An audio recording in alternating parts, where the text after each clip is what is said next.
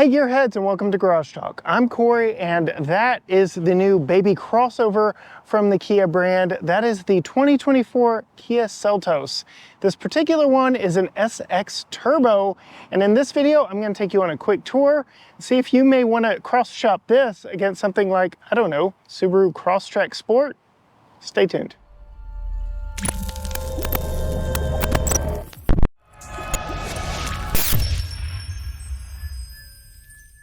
All right, Gearheads, before we get too far into this one, I do want to say a huge thank you to Pelche Kia here in Tyler, Texas, for allowing me access to this car for a quick tour for you today. If you want to see a full in-depth review, leave a comment down below and I'll pass those along to Kia, see if we can't get one of these delivered to us from Kia Direct for a full week of testing, where we do everything from our family test to an in-depth, maybe even off-road review. But since I have the hood propped up with the prop rod, I'll go ahead and tell you what is underneath the hood and compare it to that Subaru Crosstrek I talked about at the very beginning of this video, because I would say this is perhaps Kia's biggest competitor to something like a Subaru Crosstrek. That Crosstrek is Subi's #1 selling vehicle, and this one promises to be a really good seller for Kia as well, not too far behind their Sportage, which is their most popular. Powering this thing is a 1.6 liter turbo, as the name suggests, 4-cylinder, making 195 horsepower and 195 pound-feet of torque. That is quite a bit more than that Subaru Crosstrek, and it is mated to a proper 8-speed automatic, so no CVT here like is used in the Subaru Crosstrek. So you can actually get gears and downshift and get the power when you need it, opposed to something like that Lineartronic CVT that Subaru uses. However, unlike Subaru, it is a front drive biased platform. Even though, yes, this is an all-wheel drive vehicle, it really does wait for wheel slippage up front before sending power back there to the back. But that 1.6 liter Turbo 4 is a stout little engine, especially when compared to something like that Subaru Crosstrek. Closing the hood, we can appreciate, love it, or hate it, the interesting green paint job on our particular tester here. But we were at the auto show last year when this 2024 model was announced, unveiled. Slight updates for the 2024 model year. Nothing groundbreaking, but a mid-cycle refresh. You get an updated look up here up front with LED running lights, LED turn signals, LED fog lights, LED headlights, LED all the things up front here, and it really does give it a more sophisticated look than the model it replaces, and a more cohesive look with that new Kia logo there on the hood. Very interesting look. It does kind of mimic a baby Telluride in some aspects, though those turn signals are definitely borrowed from the Sportage. And then coming around to the side, Kia has been doing interesting wheel designs for a couple years now. These are of no exception. They are wrapped in Kumho Majesty. These are two 35/45R18 Kumho Majesty tires. They've got a little bit of grip to them, but yeah, these are definitely soft rotor tires for sure. And then coming out, looking at the side of this, again, no major refresh. This is a mid-cycle refresh. So you still get the standard body lines of the pre-refreshed version, the 2023s and earlier, but just an updated overall look to the sheet metal. And one thing that I found very interesting, Kia's always really been doing a nice job with this rear quarter panel design, but another interesting little nook is the cutout right here on the roof rail. So you can see the roof rails are attached to the body all the way down, but kind of have that floating design coming back here to the back to go with this floating roof design that they have on it as well. Pulling around to the very back of the vehicle, again, going with some baby Telluride-esque styling. You get those 3-element taillights back in the back, though they are very much more compact than the taller Telluride version. You get that LED light bar across the back. Just a little bit of rugged styling with that black lower cladding. And then, of course, for 2023 and up, all Kias get this kind of brand standard font back here with Seltos spelled out, and the four-wheel drive badge is a 4X. So if you see that 4X, you know it is an all-wheel drive, four-wheel drive, whatever the brand labels it, but power goes to four wheels. This one does have a power opening rear hatch. If I actually hit the button, that opens up to a relatively decent cargo area with a slightly interesting take on the rear storage compartment. So standard load floor, very flush here with the rear of the vehicle, makes it easy to load. And yes, you can lift this up here, and that is where your temporary spare and all the tools you would need to replace it go. And there isn't much else going on down here. You don't have any sound isolation or anything like that, but you can pull the load floor forward just a little bit and slide it down to a lower storage position. So you can get a lower load floor in here than your typical right off the bat. You can see you gain about 1.5 inches right here just by dropping the load floor down. And that just gives you a little bit more room underneath this hard parcel shelf that is attached to the back window. Just in case you've got some bigger items, this thing isn't going to flex on you, but it would still hide the items that you have underneath. You can see back here, we do have a 60/40 split bench rear seat. We do have top tethers all the way across, and I'm going to go ahead and call out the fact that they do recline, but none of that is accessible from back here in the back. So if you want to fold those seats or recline the seats, you do have to come around to the passenger door, pull this lever here up and push back to recline, and then you can push it and fold it forward. One last thing before we close up the back is when you do have the load floor in its lowest setting, you do have a gap there in the floor. So if you want a flat load floor once more, you've got to load the load floor up in that higher position. Gives you a much more consistent loading area from front to back here in this one. And then you do have that additional storage down beneath. Me, I'm 5'10", I'm right underneath. This is standard opening height for many hatchbacks, liftbacks, and that is where Kia puts the power close button for this thing to come to a close on its own. Before we get into this one, I do want to show you the key. Typical Kia detonator style key with remote start here on the side, but the lock button is that detonator style button. You also have unlock, power, hatch release, and a panic button. You can also deploy a physical key. It is a proximity key, so you can keep it in your pocket, purse, wherever you do, and just come up to the vehicle. You can unlock it by putting your hand on the back of the door, lock it by touching right there.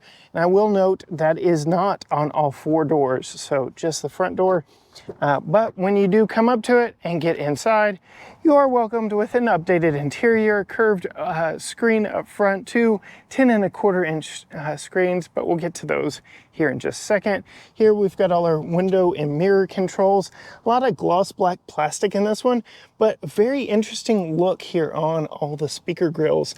Very geometric in design, not just flat and curved. Again, Kia's design team just going the extra mile, putting a little extra flair in everything they do. You can see we have a multi-positional power driver's seat with a two-way lumbar, and they are coated in this synthetic leather. This isn't real leather, but that's okay. They are rather comfy. We're gonna go ahead and pop in, close the door, put our foot on the brake, and push the engine start-stop button. Let this thing crank to life. Get some air going in this one as well because it is a rather warm day. You can see from this display right here, we have a single zone, not dual zone climate control. We'll go ahead and go through all the climate controls here. So single zone climate, quick access buttons here for your touchscreen. But what you do lack in dual zone climate, you do get in heated and ventilated front seats. So that's a nice touch. All right, we'll move over to just over my left knee. We've got brightness control for your screens, a hatch button, and a traction control button. A couple of dead spots right over here.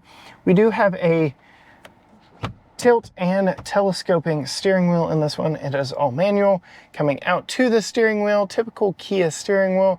You can page through different options. You've got your lane keeping and your adaptive cruise control over here, and then all your radio controls on this side. I did mention a 10.25-inch display. We have one here and one here for infotainment.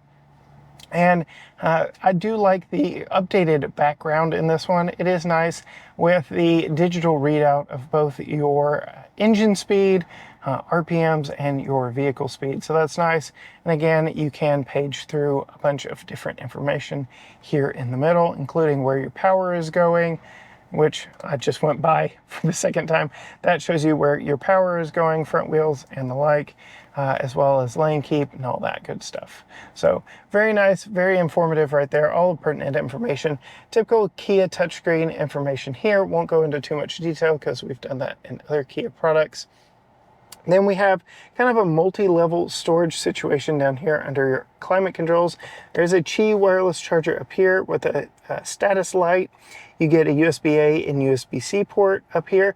This USB-A is what you would use to interface with the wired Apple CarPlay and Android Auto. This USB-C is for power only. And then you get a 180 watt, 12 volt cigarette style power outlet right there. A little bit of storage down here. Did mention earlier, this has an 8-speed automatic transmission, so no CVT in this one. I like that we get a true automatic. We get downhill descent control, a center diff lock. So when I mentioned earlier, it waits a little bit for the front wheels to slip before kicking those rears in.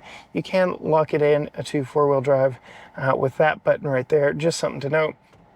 Put it in reverse and you can see your backup camera.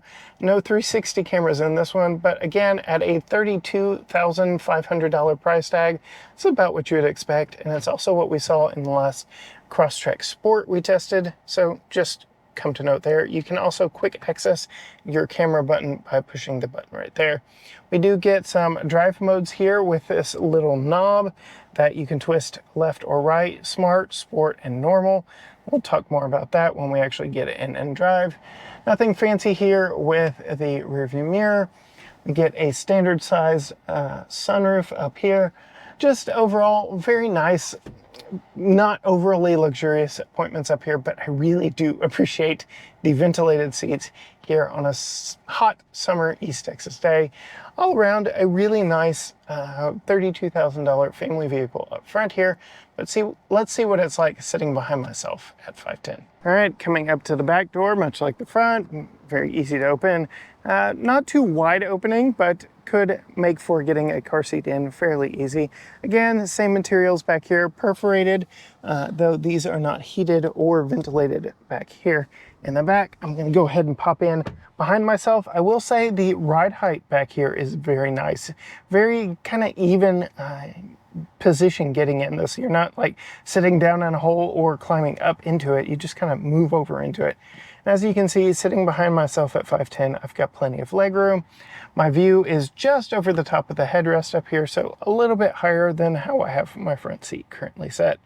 Some other niceties you get over the Subaru Crosstrek: rear air vents. So your rear passengers will really thank you back here. And 2 USB-C ports back here. The Crosstrek gives you a USB-A and C. This gives you 2 Cs. So nice to see they're keeping up with modern technology. No map pocket on the back of the driver, but we do get a map pocket on the back of the passenger seat. We do have a fold-down center armrest with a couple cup holders in there. And then I mentioned when we were looking at the back earlier that these are 60/40 split bench rear seats that do recline. This is the more upright position. Still got plenty of headroom. Then I can recline it just for a little bit more comfort. Really, it was comfortable in both reclined and upright positions. So fairly comfortable back seat. And I already told you, very easy to get in and out of. That's enough talking about inside and outside. Let's get behind the wheel, see how this thing drives. All right, setting off in the 2024 Kia Seltos. I know my friends over at the Texas Truck Channel really love this platform. This is actually my first time behind the wheel of one. So grateful for the opportunity. Again, thanks to Pelche Kia for allowing me access with this one. I will go ahead and link their website down in the description below so you can see more from their lot. and check this one out. Maybe you take this one home, who knows? But I'm gonna go ahead and put it in sport as we're about to pull on to this very wide road and see what this, okay. All right, 60, not bad. So again, this has a proper 8-speed automatic transmission. You can feel it going through the gears. You can actually slap it over towards me like that, put it in sport mode, go through the gears yourself. I really like a proper transmission. I do want to call out that since the first time I drove a Crosstrek, I had many of you commenting, telling me to try out the S and I modes and SI drive of the Subaru, and that did improve it. So go check out my full week's worth of testing with the Crosstrek Premium, I believe it was, coming to the channel very soon. But this is really about the Seltos, and 195 horsepower, 195 pound-feet of torque, 8-speed automatic, essentially a front-wheel drive, but all-wheel drive platform. It's relatively peppy. I can see where this would be a good vehicle for someone to start out with, a good vehicle for someone to commute with, very easy to merge onto the highways. Gives you the power when you need it. It's not slow and sluggish. Does make a little bit of noise when it revs up to those higher gears, but I'm already up to 60 again. So really not lacking in the power because it is a small little platform, not a lot of heft to carry around with it. While we're talking powertrains, we can talk about fuel economy. 25 city, 27 highway, 26 combined, which is not too shabby for something of this size with all-wheel drive. So really good packaging here with this one as well. And then the ride height of this one, I don't feel like I'm sitting high, I don't feel like I'm sitting low. I do feel a little bit raised up over something like that Subaru Crosstrek. So if you like that more SUV-like ride, this is going to be something that you're going to want to shop over that Subaru. And that Subaru really keeps coming to mind as the main competitor to this because that last sport model I drove stickered for right around the same as this one. And with Kia's 10-year, 100,000-mile warranty, a little bit more power, traditional 8-speed automatic transmission, I kind of feel like this may be the vehicle that I go with over at that Subaru. But that really leaves it to you to go test drive both and see which one fits your needs and your lifestyle just a little bit better.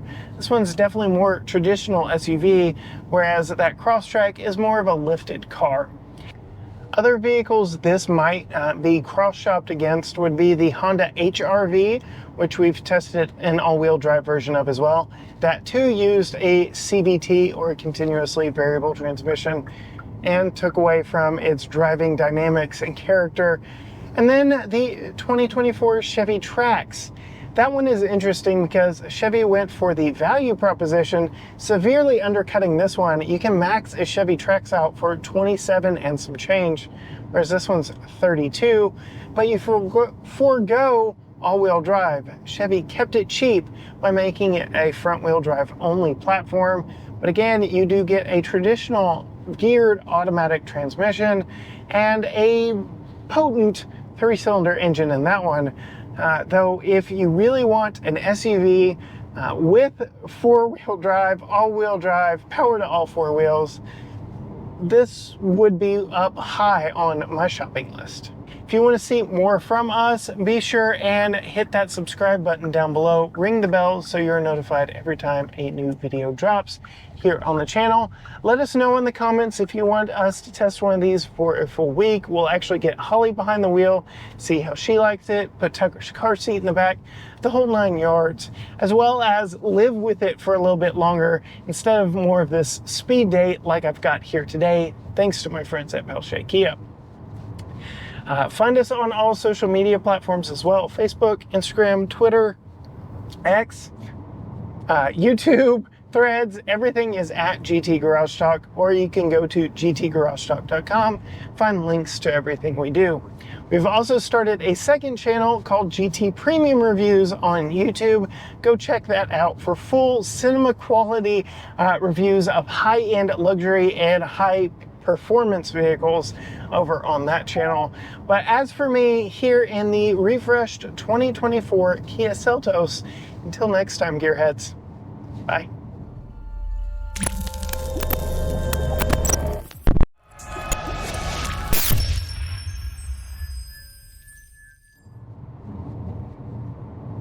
I'd say the ride on it's pretty good. Not beating me up, not jostling me. Does not feel like a little toy car. It'll move.